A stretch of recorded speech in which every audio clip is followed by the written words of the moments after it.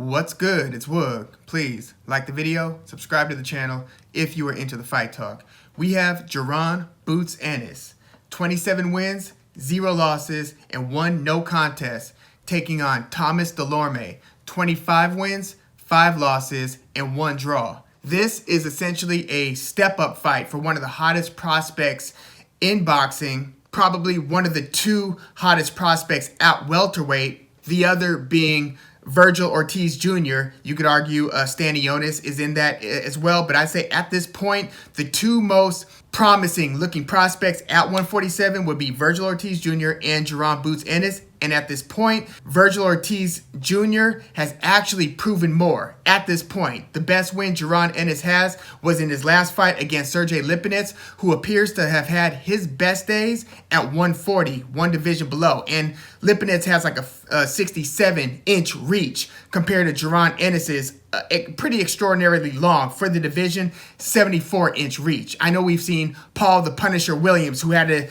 even crazier reach than that, but to put Jaron Ennis's reach into perspective, his height is 5'10", same height as Errol Spence Jr. within the same division. But Errol Spence's measured reach is 72 inches, whereas Boots Ennis's reach, again, 74-inch reach. Floyd Mayweather Jr. Also had a 72-inch reach. So when Jaron Boots Ennis was fighting Sergey Lipinets, who was a big step-up opponent, it looked like Ennis was hitting Lipinets like from halfway across the ring. Very dominant and impressive performance for Boots Ennis in his biggest win to date. And he is such a hot prospect because, he's doing things like switching stances, mid-round and stuff. He's throwing a lot of nice, flashy uppercuts with both hands. And he also, given his, his reach and the way that you can utilize that, like Thomas Dulorme's, the opponent here's 2 fights ago, Jamal James. Thomas Dulorme fought Jamal James. Jamal James, 6'2", and utilizes his reach a little bit more defensively to where he's moving around the ring, trying to keep you on the outside and operating behind a jab. Jaron Ennis, on the other hand, isn't 6'2", but again, has a crazy long reach and doesn't opt to fight a super defensive fight. He instead is looking to administer pain, and he does so minute after minute within every round, it seems. Very aggressive, and not in a brawling type aggressive, but an intelligent, extremely athletic, calculated, and skilled aggression, and he's just trying to maximize that punishment that he's handing out. Like, Jaron Boots Ennis has kind of become among those in the know, must-see TV. And in this Ennis versus Dulorme fight, this is actually a co-main event. So this is actually on the undercard of Jamal James, who I just mentioned, taking on Radzhab Butaev, or Butaev, as Jamal James defends his lesser WBA. I hope they get rid of more and more of these WBA regular titles, but one of these lesser WBA welterweight belts, Jamal James is putting that on the line against Butaev. Jamal James, by the way, his only loss to date is against Yordenis Ugas, who we just saw beat Manny Pacquiao, and before that gave Sean Porter all he could handle, to where that was a very disputed decision win for Sean Porter. But yeah, this Boots Ennis versus Dulorme fight is on that James versus Butaev undercard. But most people who are going to be tuning in, please believe, are tuning in because they get another chance to take a look at Jaron Boots Ennis. So does his opponent, his step-up opponent in this case, Thomas Dulorme, really have a chance to beat Ennis? Well, Dulorme's 5 losses are against Luis Abregu, that was several years ago, like 9 years ago, 2012, and then against Terrence Crawford at light welterweight. So we're talking 140 when Terrence Crawford was capturing all 4 belts on the road to becoming undisputed champ at 140. Thomas Dulorme was one of the unfortunate victims of that Crawford rampage. Crawford knocked him out in the 6th. But aside from that knockout loss to Crawford, who we could pretty much agree is one of the more deadly sharpshooters and stance switchers in the game, which you also want to make mental note because we're talking about Jaron Boots Ennis, who's showing not all of the same things that Terrence Crawford. They're not that similar. They both have freakish reaches. Terrence Crawford has an unbelievable 74-inch reach for the welterweight division, But, they show some of these same stance switching tendencies. They kind of have a slightly different arsenal. But aside from that Thomas Dulorme knockout loss to Terrence Crawford, when you look at his other losses against Yordenis Ugas, Jamal James, who I've been mentioning a couple times now, Stanionis, who is another one of those other highly rated or highly touted prospects in the welterweight division, along with Vergil Ortiz Jr. and Jaron Boots Ennis. So when you look at those losses for Dulorme, Abregu early, then Crawford, Ugas, Jamal James, and Stanionis, let's throw out the old loss, like the 2012 one. Only Crawford then has actually stopped Dulorme. The other losses were all decision losses. So Dulorme is a pretty durable fighter. And again, he hasn't been stopped yet at 147. Now, when he lost to Jamal James, again, was keeping him on the outside, moving around the ring. They were pretty even through 6 rounds. Some had Dulorme up around, some had James up around, some had it even. But the idea was that the taller 6'2", Dulorme's 5'10", same height as Jaron Ennis. He doesn't have the same reach. He has like a 70-inch reach to Ennis's 74-inch reach. But Jamal James, very tall. Dulorme, Errol Spence height, 5'10", was trying to go to the body and land his hard right hand against the mover, Jamal James. So you basically had the hunter versus the guy fighting off his back foot. Sometimes they would engage in more trench warfare, but it was mostly Dulorme trying to close the distance on James. And he had a lot of success, again, in the first half of the fight.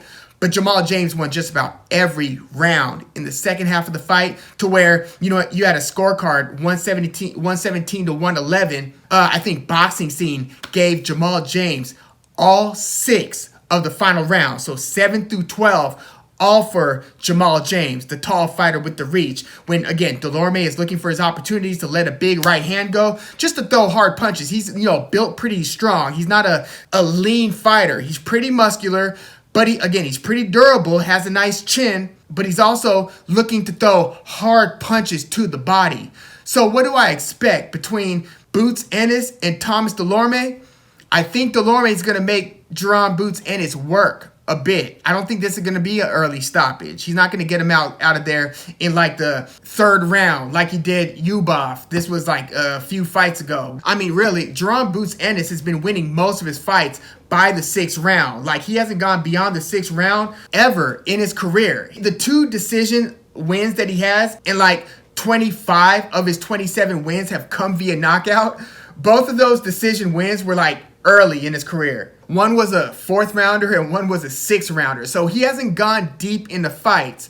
I actually expect Dulorme to take him past the 6th round for the first time in Ennis' career. He might get hurt early, but I don't think he's one of those guys who's just going to be out of there the first time he gets hit with a really bad combination. Dulorme's going to stick around. I think he's going to try to get to Ennis' body. He's going to have to go through some hell to do it because, again, Ennis is letting some hard, fast, long punches go, but he could also shorten his punches if you close the gap. Deadly uppercuts, short right or left hands. Like, he looks like he could do it all. We haven't seen his chin truly get tested yet, and we obviously haven't seen him go into the late rounds. I think Dulorme is going to take him there. The question is, when Dulorme starts slowing down, because I do think he will, especially with the punishment that he's going to be absorbing, I expect him to be absorbing at the hands of Ennis through the first half of the fight. I think that Dulorme is going to slow down, but I think that Jaron Ennis is also going to kind of have a lull where his activity starts slowing down in the middle rounds.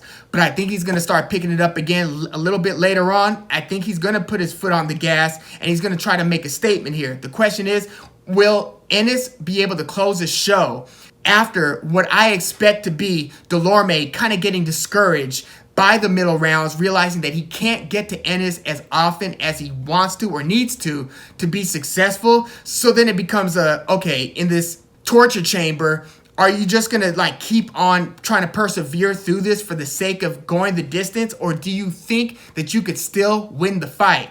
I think that Dulorme's spirit is going to kind of be broken at a certain point. But I do think, again, that he's going to get Ennis to work. And I think he's going to have some success going to the body and even can catch Ennis a couple times up top. And we'll see if Ennis could take a hard right hand, assuming Dulorme connects, which I do think he's going to be able to find some success. He really whips that right hand, especially if he starts investing to the body early and then looks low and starts, trying to show some level of deception where he goes high when he's looking low. Maybe he catches Ennis with something like that.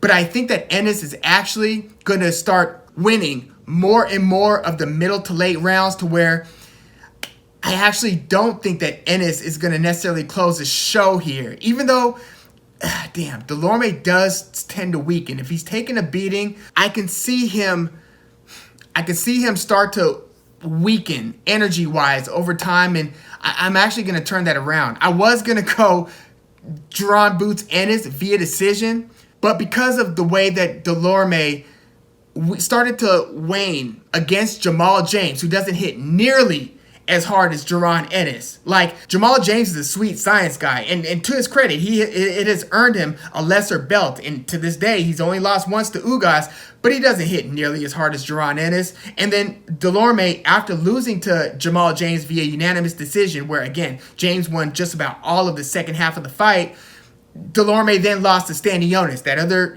a prospect, via unanimous decision. So I think that, he's starting to show a little bit of wear, especially because he doesn't seem to have a very evolving skill set. It pretty much is what it is. Strong jab, not the fastest jab and not the greatest reach, again, but a strong jab, hard right hand, throws a hook in the midst of a combination. He'll throw the left hook, but he won't necessarily just lead with a crisp left hook.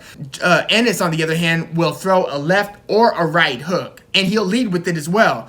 But Dulorme has a pretty basic skill set, but he, again, throws hard, and when you're throwing hard and you're durable, you will have success in a lot of your fights until you start fighting the elite guys. And we've now seen that Dulorme can't, at least at this point, isn't beating the elite fighters. And I think that Jaron Boots Ennis has an elite skill set. Unless he somehow just has a totally glass jaw and Dulorme tests it, I don't think Dulorme is going to pick up enough rounds to win this. In fact, I think that Jaron Boots Ennis is going to get a late, not mid-round, but I think more like 9-10 round stoppage over Thomas Dulorme. But yeah, let me know what you think about Jaron Boots Ennis versus Thomas Dulorme in the comments. Like the video, subscribe to the channel if you are into the fight talk. And by the way, what would you like to see happen with Jaron Ennis if he pulls this off against Thomas Dulorme? Because PBC, some divisions, the way that the political or promotional construct in boxing works out,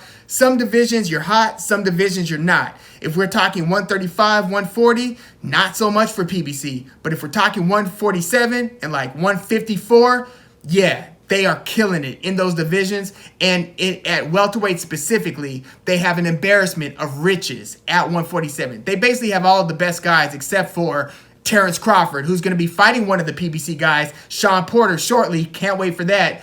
And then Vergil Ortiz Jr. is with Golden Boy, who fights on DAZN. But aside from that, PBC's running it at 147 and kind of has been for some time. So given that, who would you like to see Jaron Boots Ennis fight if he does beat Thomas Dulorme? Thanks again for tuning in.